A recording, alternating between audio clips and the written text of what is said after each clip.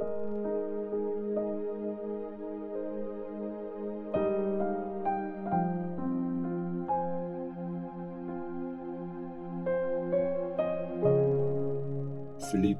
chapter 1. Sa mga taong pinili ng Diyos na nasa Philippi, mga united kay Christ Jesus, kumusta kayo dyan?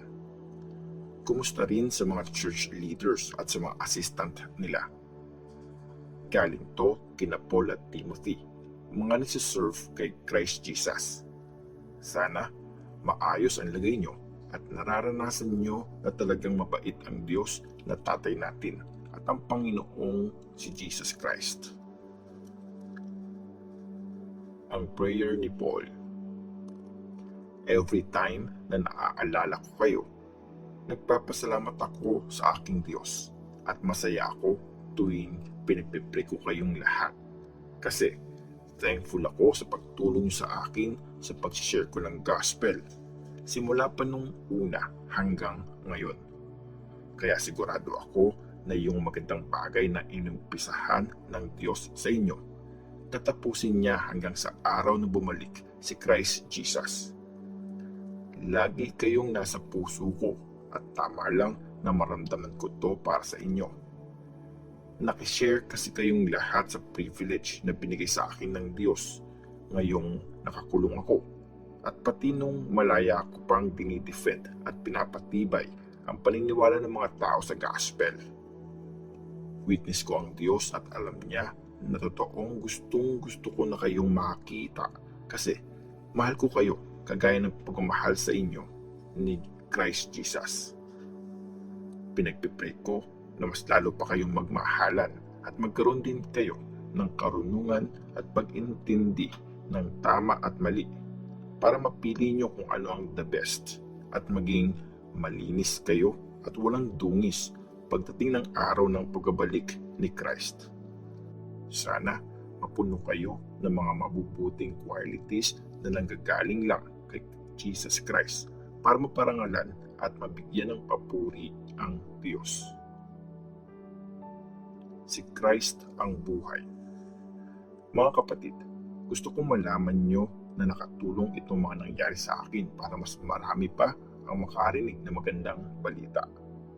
Dahil dito, alam na ng lahat ng gwardiya sa palasyo at ng lahat ng mga nandito na nakakulong ako kasi nagsiserve ako kay Christ. At nitong nakulong ako, mas tumibay ang pagtitiwala sa Panginoon ng marami nating kapatid at lalo pang lumalakas ang loob nilang i-preach ang salita ng Diyos nang walang takot. Well, meron din talaga nagpipreach tungkol kay Christ kasi ingit lang sila at gusto lang nilang makipagkompetensya. Pero meron din namang mabuti talaga ang motibo. Yung mga magandang motibo, nagpipreach sila out of love kasi alam nilang nilagay ako dito para i-defend ang gospel. Pero sabi ko nga, may mga nagpipreach tungkol kay Christ na hindi naman taos sa puso nila. Nagpipreach lang sila para sa sariling interest nila at gusto nilang mas mahirapan pa ako dito sa kulungan. Pero hindi na yun mahalaga. Basta ma-preach lang si Christ, masaya na ako kahit ano pang motibo, kahit mali pa yun o tama. Oo, magsasaya pa rin ako kasi alam kong dahil sa mga prayers nyo at sa tulong ng Espiritu ni Jesus Christ, makakalaya ako. Ang gusto ko talagang mangyari at inaasahan ko ay hindi ako mag-fail sa mga dapat kong gawin. Sana laging maging buo ang loob ko, lalo na ngayon, para mabigyan ko ng honor si Christ sa buong buhay ko. Buhay man ako o patay. Kasi ako, nabubuhay ako para kay Christ. At kung mamatay man ako, advantage pa yun sa akin. Pero kung mabubuhay pa ako at mas marami pa akong importanteng magagawa, hindi ko na alam kung ano talaga ang gusto ko. Ang hirap pumili. Gustong-gusto ko nang iwan ang buhay na to at makasama na si Christ kasi sobrang mas okay yon. Pero para sa inyo, mas mahalagang mabuhay pa ako. Sigurado ako dito. Alam kong makakasama ko pa kayong lahat para tulungan kayong lumalim at mas maging masaya sa faith nyo. So, kung ganon, mas may dahilan pa kayong purihin si Christ Jesus dahil sa akin kasi nakabalik ako dyan.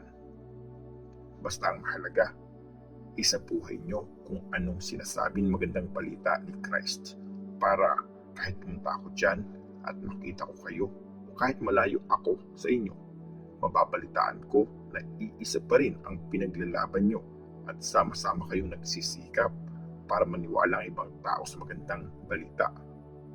Huwag kayong matakot sa mga kaaway nyo. Maging matapang kayo kasi yan ang magpapakita sa kanila na mawawasak sila at maliligtas kayo. At mangyayari yan dahil sa Diyos.